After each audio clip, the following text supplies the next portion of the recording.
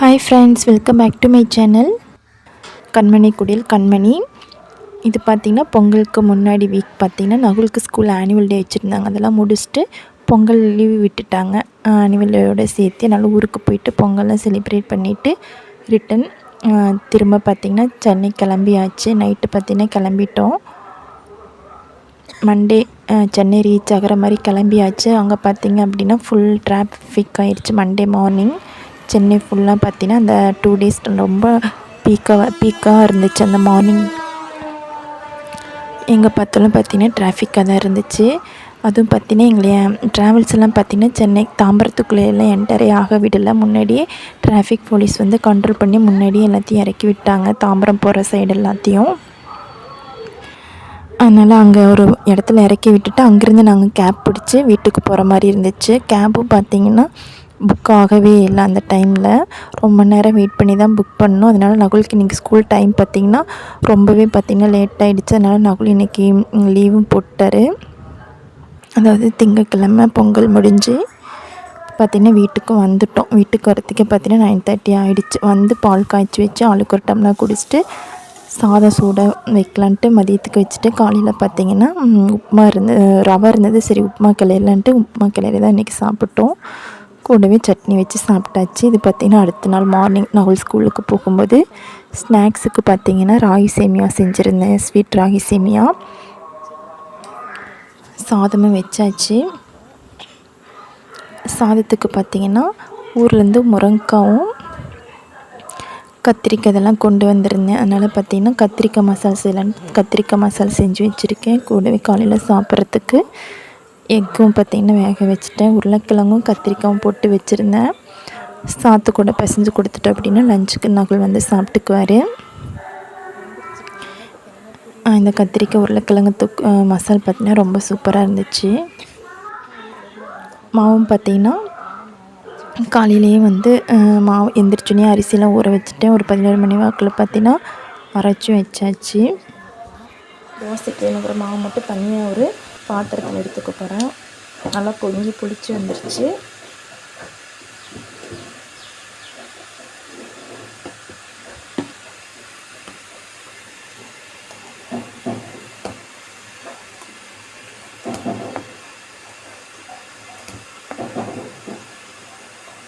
மணி பார்த்தீங்கன்னா 6:40. நகுல் பார்த்தீங்கன்னா குளிக்க போயிட்டார். அதுக்குள்ளே நல்லா ரெடி பண்ணி வச்சிடலாம் லஞ்சுக்கும் பிரேக்ஃபாஸ்ட்டுக்கும். பார்த்திங்கன்னா பச்சை பயிர் வச்சுருக்கேன். வெந்துருச்சு, விசில் அடங்கிருச்சு.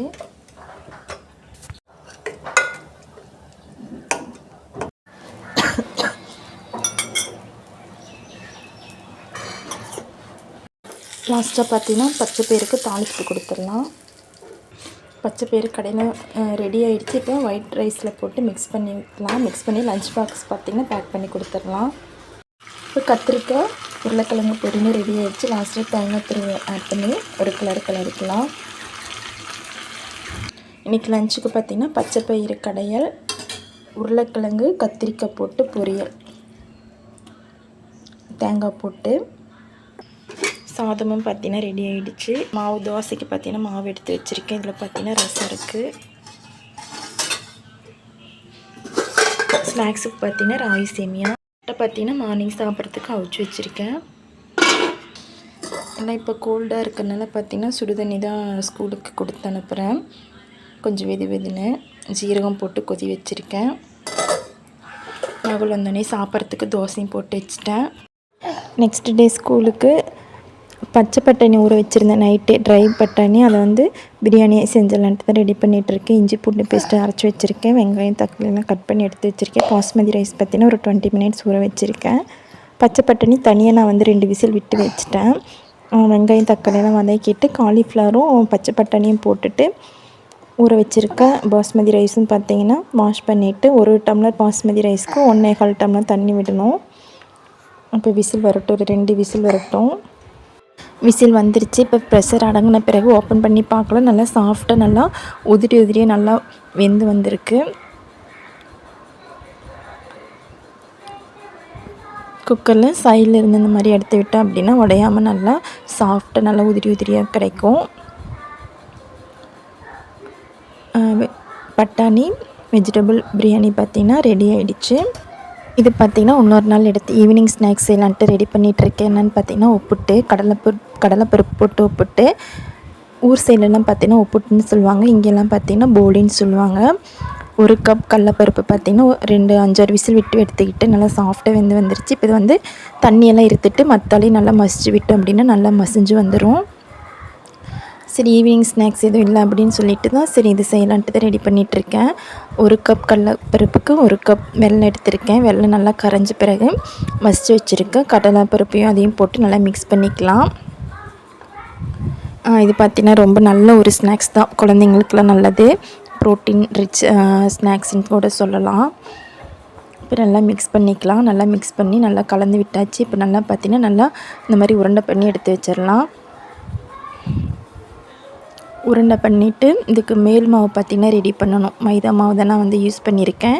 மைதா மாவு கரைச்சி இந்த மாதிரி நம்ம வந்து டிப் பண்ணி தோசைக்கல்லில் வச்சு நம்ம வந்து ஒப்புட்டு மாதிரி செய்யலாம்.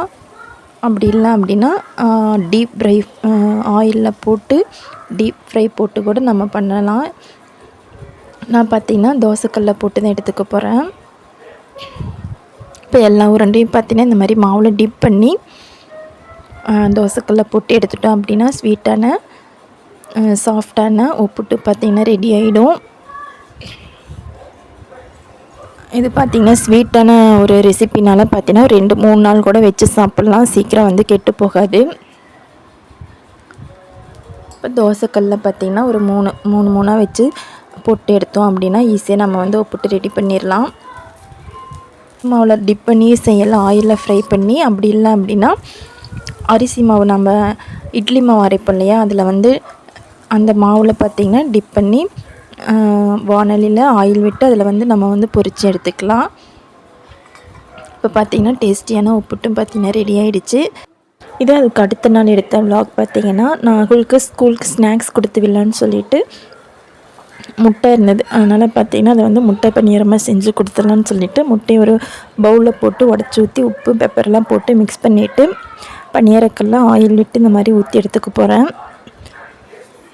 ஃபுல் ஃப்ரைலாம் ஆம்லேட்டை கொடுக்கறதுக்கு பதிலாக இந்த மாதிரி பணியாரக்கல்ல போட்டு கொடுத்துட்டோம் அப்படின்னா ஸ்நாக்ஸுக்கு பார்த்திங்கன்னா விரும்பி சாப்பிடுவாங்க.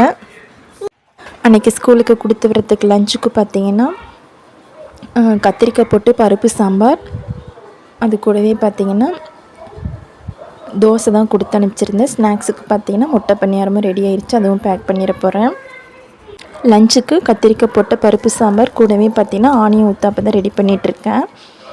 ஒரு 3 ஆனியன் ஊத்தாப்பம் போட்டு கொடுத்துட்டேன் அப்படின்னா கரெக்டாக இருக்கும் லஞ்சுக்கு சாப்பிட்றதுக்கு. 2 சைடும் பார்த்திங்கன்னா நல்லா வேக வச்சுட்டு ஆனியன் போட்டு லாஸ்ட்டாக பொடி தூவி நல்லெண்ணெய் விட்டு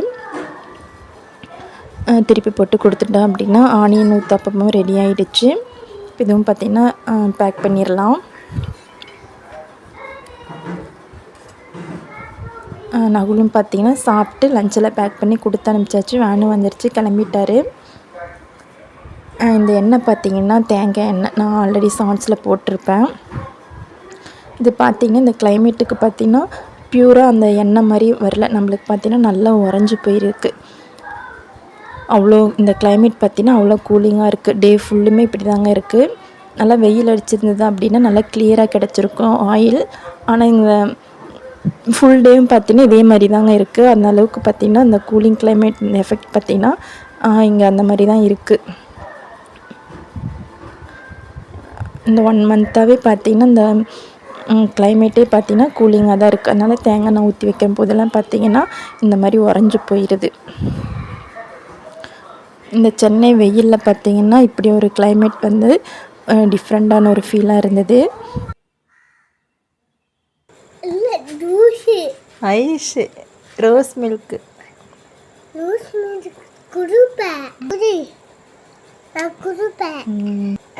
அண்ணாக்கு இந்த vlog இதோட முடியுது ஃப்ரெண்ட்ஸ். நம்ம சேனலை சப்ஸ்கிரைப் பண்ணிங்கன்னா சப்ஸ்கிரைப் பண்ணிக்கோங்க. தேங்க்யூ ஃபார் வாட்சிங்.